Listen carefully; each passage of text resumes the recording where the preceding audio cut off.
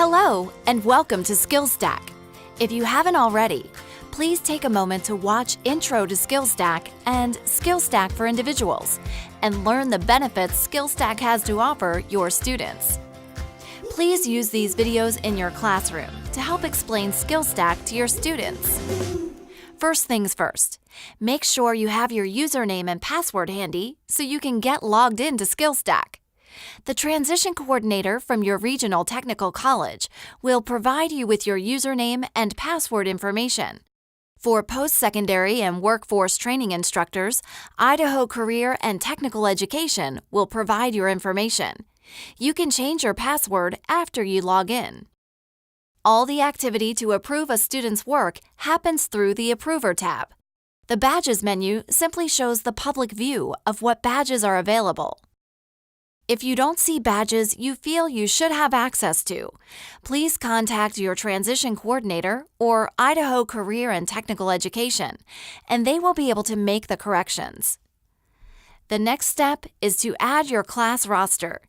We wanted to connect directly with your school's data, but unfortunately, it just wasn't possible at this time. So you'll have to upload an Excel file. To add your class roster, go to the Approver tab and select Student Rosters. Download the header file.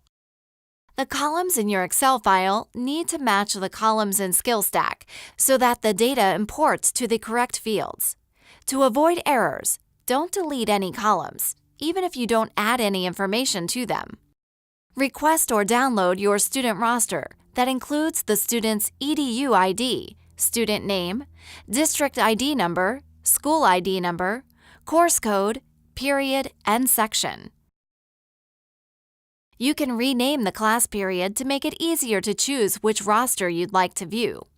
For example, Intro to Welding, Period 2. You'll also need your EDU ID. You can add the students' email addresses at this point, but if you don't have them, that's okay. SkillStack will prompt students to enter their email address when they log in to their own account. For post-secondary institutions, please note the special instructions in the download file that will help you to populate the spreadsheet. Once the spreadsheet is filled out, upload the Excel file. After the data is uploaded, you will still be able to modify information, such as moving a student to a different period, resetting a student's password, or removing a student from that period. When you do this, don't worry. You're not removing the student entirely from SkillStack. You're simply removing them from your class roster. SkillStack is programmed to recognize a student's EDU ID and will ask you to verify a student's name if there is a misspelling or perhaps a student goes by a nickname, i.e., Charles Jones goes by Chuck in class. After you upload, SkillStack will ask you if this is the same person based on their EDU ID number. You will be able to manually confirm the student's name at this point. Once your students are entered into the system, you can go in and start approving badges on the Approvers tab. As an example, if a student is working on the HTML badge, you, as an approver, can choose the class period, choose the skill they've shown mastery in, and check the skill is complete. You can approve skills individually or in a batch for the whole class. If there is a mistake in approvals, you have access to the last 15 days' worth of approvals under the Approver tab - Recent Approvals. You can then make revisions on your own. If there's a change that needs to be made and it's been longer than 15 days, please contact your transition coordinator for assistance. If you have forgotten your own password, there is a password retrieval and reset feature in SkillStack. One more thing. Each semester, you will need to remove existing relationships between your previous class roster and your teacher account. This doesn't remove the students from SkillStack. This simply removes them from your previous semester's class and enables you to upload a new class roster for the current semester. The process of uploading a new class roster is simple.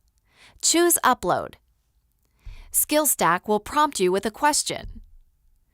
Unless you have the exact same roster of students, it is recommended that you remove all students and re-upload your new roster to keep the data as clean as possible each semester. Again, you are not deleting students. They are not losing any badges or data. You're simply taking them out of your roster from the previous semester.